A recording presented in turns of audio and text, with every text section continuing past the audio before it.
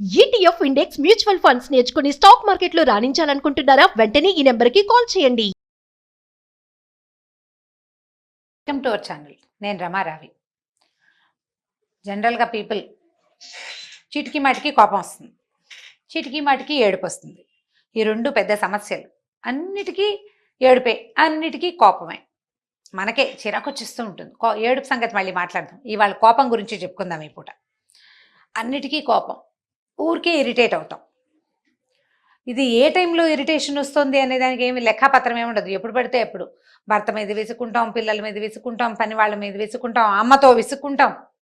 Road మీద ఎవరేమన్నా ఏ చిన్న తేడా వచ్చినా రుసరుసలాడుతూ ధుమధుమలాడుతూ ఉంటాం. దీనివల్ల ఏమవుతుంది? ఇందులో మార్చుకోవాల్సింది ఏముంది? నా కోపం నా ఇష్టం. మిగిలిన వాళ్ళు సఫర్ అవుతారు. ఇవన్నిటికీ కోపమే నీకు అంటారు. అప్పుడప్పుడు మన కోపం వల్ల మనకి ఫ్రెండ్స్ పోతారు, ఫ్యామిలీ మెంబర్స్ తోటి మంచి రిలేషన్ మెయింటైన్ చేయలేకపోతాం. రోడ్డు మీదకి వెళ్తే ఎవరు మన చూసే నవ్వరు. ఇప్పుడు ఎవరు నవ్వుతున్నారండి? ఇప్పుడు రోడ్డు మీదకి వెళ్ళే రోజే లేదు మన కర్మ. అయినాను పీపుల్ ఉండరు మనకి. ఈ కోపిష్టి వాళ్ళకి ఫ్రెండ్స్ కొంచెం తక్కువ ఉంటారు. వీళ్ళు ఎప్పుడు ఎలా రియాక్ట్ అవుతారో తెలియదు.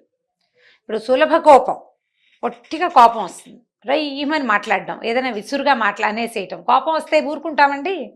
కోపం వస్తే మొహం మార్చుకుని ఊరుకోం. మొహం మార్చుకోవడం ఒక ప్రత్యేక ప్రక్రియ. మనకు నచ్చలేదు, మొహం తుమ్ములాడుతూ పెట్టుకున్నాం, ఊరుకుంటే బాగానే ఉంటుంది. ఏదో మన కోపం వచ్చింది అనుకుంటారు, కానీ మనం ఏమనకపోతే ఏ బాధ లేదు. కానీ జనరల్గా కోపం అనేది లోపల రగిలే ఒక వేడి. అదేం చేస్తుంది? ముందు పొట్టలో బయలుదేరుతుంది, బ్రెయిన్లో కాదండి, పొట్టలోనే వస్తుంది కోపం. కడుపులో కోపం అంటారు. కోపం అన్ని కడుపులో దాచుకున్నాడు అలా వింటుంటాం కదా. ఈ పొట్టలో వచ్చిన కోపం అదేం చేస్తుందంటే అగ్ని పైకి వస్తూ ఉంటుంది. ఆ వస్తూ ఉంటే గుటకలు మింగుతారు కోపంతో. ఆలోచించండి, మీరు కూడా చేస్తారు అట్లా కోపం వచ్చే వాళ్ళంతా. ఈ తడి తగిలేసరికి లోపల నుంచి సెగ వస్తుందన్నమాట బయటికి. ఆ సెగ ఎలా వస్తుంది? సౌండ్స్ రూపంలో వచ్చేస్తుంది, మాటల రూపంలో. నీకెందుకు చెప్పాలి? నీకేం అక్కర్లేదు, నాకు అక్కర్లేదు, ఇలాంటి మాటలు వస్తాయి. ఇలా మాటలు బయటకు వచ్చేసరికల్లా అవతల వాళ్ళకి మనకి వెంటనే జడుతుంది. చీటికి మాటికి అసలు కోపం ఎందుకు వస్తుందో చూద్దాం. అవతల వాళ్ళ అభిప్రాయానికి ఏ విలువ మనం ఇవ్వనప్పుడు, అవతల వాళ్ళకి చెప్పడానికి మన దగ్గర ఏ సమాధానము లేనప్పుడు, మనకి ఏం చేయాలో తెలియనప్పుడు, ఇది కాకుండా మనకేం కావాలో మనకి తెలియనప్పుడు కూడా కోపం వస్తుంది. జనరల్ థింగ్స్ అన్నీ కూడా పీపుల్ పట్ల ఈ డిస్సాటిస్ఫాక్షన్, ప్రజల పట్ల. ప్రజలంటే మన పిల్లలు కూడా ఉంటారు అందులో. వాళ్ళు ఏం చేసినా నీకు నచ్చదు, నీకు ఒకలా కావాలి పని. వాళ్ళు ఏదో ఒక రకంగా చేస్తారు, అది నీకు నచ్చదు. నీకు నచ్చకపోతే చెప్పి చేయించుకోవటం నీకు చేత కాదు, కోపం వస్తుంది. ఇలాగైనా చేసేది అంటావు. ఎలా చేయాలో చెప్పవు నువ్వు. ఎలా చేయాలో చెప్పడం కనుక నీకు వస్తే కోపం రాదు. ఎలా చేయాలో చెప్పడం రాదు కాబట్టి నీకు కోపం వచ్చేస్తుంటుంది. ఇప్పుడు చుట్టుపక్కల సమాజం అంతటినీ మార్చలేకపోతాం, మనం కొంచెం మారితే బాగుంటుంది. ఊరికే ఇరిటేట్ అయిపోవటం. ఈ ఇరిటేషన్కి ఒకటి ఇలాంటి ఆలోచనలే కాదండి, రకరకాల పరిస్థితులు. ఒంట్లో ఓపిక లేకపోవటం, ఎమోషనల్గా వీక్గా ఉండటం, నాకెవరూ సపోర్ట్ లేరు, నన్ను అందరూ వదిలేశారు అన్న భావన రావటం, వీటన్నిటి వల్ల ఇరిటేషన్ వస్తుందండి. ఆకలి, దాహం వేయటం, దాహం వల్ల కూడా ఇరిటేషన్ వస్తుంది. అలసిపోవటం, వీటన్నిటి వల్ల ఇరిటేటింగ్గా ప్రవర్తిస్తాం. మనం ఇరిటేట్ అయిపోతూ ఉంటాం. నా ఇరిటేషన్కి, నా కోపానికి కారణం ఏమిటి అనేది మొట్టమొదట ఆలోచించుకోవాలండి. మీరు గనక నా లైఫ్ స్టైల్ని చేంజ్ చేసుకోవాలి, నా కోపం ఎక్కువ, దానివల్ల నాకు సమస్యలు వస్తున్నాయి, నా కోపాన్ని ఎలా తగ్గించుకోవాలి అని మీరు ఆలోచిస్తూ ఉన్నట్లయితే, ఇతరుల కోపాన్ని ఎలా తగ్గించాలి అనేది అడగండి. మా వారు చాలా కోపిష్టండి, ఆయన కోపాన్ని ఎలా తగ్గించాలండి అని అడగండి. ఎవరి కోపాన్ని వాళ్ళే తగ్గించుకోవాలి. మీకు ఆకలిస్తే మీరే తినాలి, నాకు ఆకలిస్తే నేనే తినాలి. అలాగా ఎదుటి వాళ్ళకు వచ్చే కోపాన్ని మనం తగ్గించలేం. వాళ్ళకి ఇప్పుడు నేను చెప్పిన ఈ లిస్ట్ అంతా ఉంటుంది వాళ్ళ దగ్గర, బోల్డని డిస్సాటిస్ఫాక్షన్స్, బోల్డని రకాలు. వాటన్నిటిని మనం చేయలేకపోతాం. ఎవడికి పొట్టలో మంటకి వాడే నీళ్ళు పోసుకుని చల్లార్చుకోవాలి దాన్ని. ఆడవాళ్ళకే చెప్తున్నాను. ఒకవేళ ఇది మగవాళ్ళు చూస్తుంటే వాళ్ళైనా ఇవే ప్రశ్నలండి. ఆడకి మగకి తేడా ఏం లేదు ఇందులో. కోపము, దురుస్తనము, దాంతో మాటలు వచ్చేసేయటము, అరవడము, పొట్లాడము, అవన్నీ కూడా రకరకాల కారణాలతో వస్తాయి. మొట్టమొదట మీరు మీ కోపిష్టి తత్వాన్ని మార్చుకోదలుచుకుంటే కనుక ఒక లిస్ట్ అవుట్ చేయండి ఫస్ట్. రాయబోకండి. రాయాలంటే మీకు అంత ఓపిక ఏమి ఉండదు. కోపిష్టి వాళ్ళకి అసలు ఓపిక ఉండదు. రాయటం కాదు, అసలు ఊహించండి. నాకు ఎందుకు కోపం వస్తుంది, ఏ సమయంలో కోపం వస్తుంది, ఎవరి మీద కోపం వస్తుంది, ఈ 3 కావాలి మనకి. ఒకవేళ ఆడవాళ్ళకి గనక పీరియడ్స్ టైంలో కానీ కోపాలు వస్తూ ఉండుంటే, లేదా మెనోపాజ్లో కోపిష్టిగా అయిపోతూ ఉంటే, ఆ సమస్యని మనం హ్యాండిల్ చేయొచ్చు ఇంకో రకంగా. మెనోపాజ్ తీరిపోయాక అది తగ్గిపోతుంది. కాకపోతే మీకు ప్రాక్టీస్ అయిపోతే కష్టపడ్డావు, దాన్ని పోగొట్టుకోవాలి. ఈ పీరియడ్స్ టైంలో కోపం వచ్చేటట్టయితే మనం ఫ్యామిలీ మెంబర్స్ తోటి మాట్లాడుకుని, నా పీరియడ్ నాకు డేట్ దగ్గరకు వస్తుంది కాబట్టి నన్ను ఇరిటేట్ చేయొద్దు అని చెప్పేసేయచ్చు. లోపల హార్మోన్స్ రకరకాల సెక్రేషన్స్ అవుతాయి, రకరకాలు ఉద్భవిస్తుంటాయి. వాటి వల్ల ఈ తిక్క కొంచెం వస్తుంది. పిఎంఎస్ అంటారు, ప్రీమెన్స్ట్రువల్ సిండ్రోమ్. దాన్ని వదిలేద్దాం, అది కాదు. మిగిలిన వాటి సంగతి చూద్దాం. నాకు ఎందుకు కోపం వస్తుంది, ఎవరి మీద ఎక్కువగా కోపం వస్తుంది అనేది ఆలోచించండి మొదట.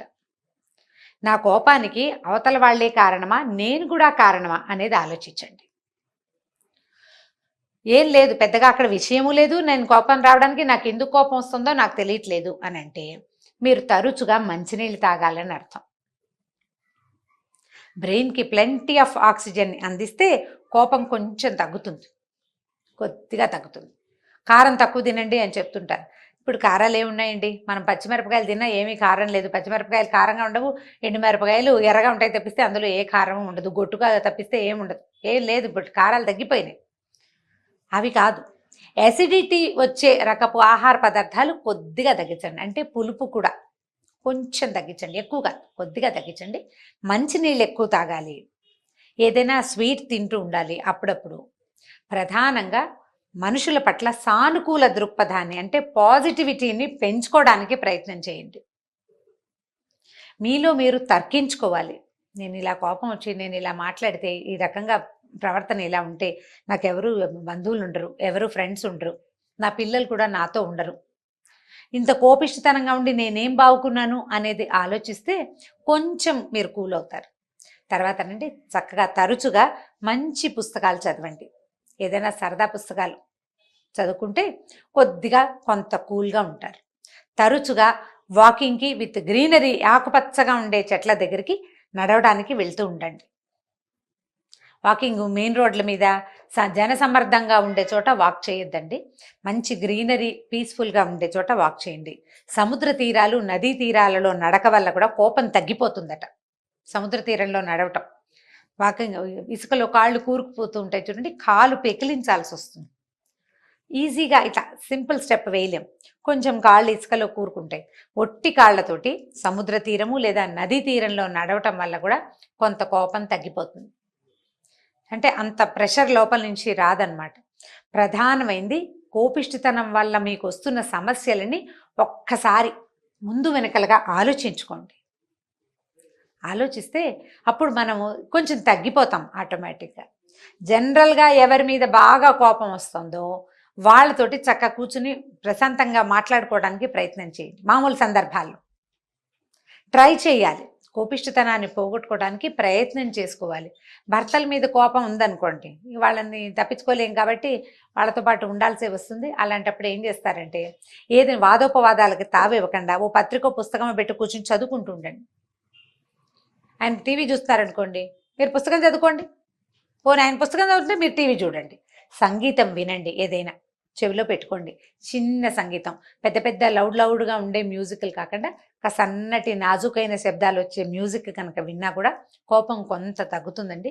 సాధారణంగా ఆడవాళ్లలో కోపాలకి ప్రధానమైన కారణము హార్మోన్స్ అని, తర్వాత ప్రెషర్స్, అణుచుకోవటం, బలవంతంగా చాలా భావాల్ని అణిచేసుకోవాల్సి రావటం వల్లే కోపం ఎక్కువగా వస్తుందని వింటుంటాం, చదువుతాం కూడా. కొంతమంది డాక్టర్లు చెప్తుంటారు అట్లా. సర్ప్రైజ్డ్ భావాల వల్ల చిన్నతనం అంతా అణుచుకుని ఉంటే అలా రెచ్చిపోతూ ఉంటారు. కాస్త పెద్ద వయసు వచ్చేసరికి అలా కోపిష్టితనం వచ్చేస్తుంది. ఈ అణిచి ఉంచిన భావాలని ఎవరితోటైనా ఫ్రీగా మాట్లాడుకోండి. మాటలు చాలా ఉపయోగపడతాయి కోపంలో. ఏంటంటే మన కోపం వచ్చినప్పుడు మాట్లాడడం కాదు, దాన్ని పోగొట్టుకోవాలంటే దానికోసం ప్రయత్నం అనమాట. ఇది కొంచెం కష్టసాధ్యమేనండి, చెప్పడం సులువు అని వెంటనే ఒక కామెంట్ వస్తుంటుంది ప్రతిసారి, నాకు తెలుసు. కాకపోతే ఇది ట్రై చేయాలి కదా. ఈ ఇరిటేషన్స్ పీరియడ్స్ ముందు కానీ పీరియడ్స్లో కానీ ఇరిటేషన్స్ సహజంగా కనిపిస్తూనే ఉంటాయండి.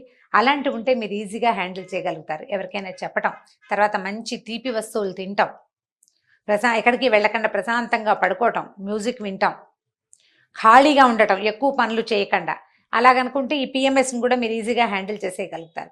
అసలు మీకు ముందు కోపం ఎందుకు వస్తుందో మొదట ఒక లిస్ట్ అవుట్ చేయడానికి ట్రై చేయండి.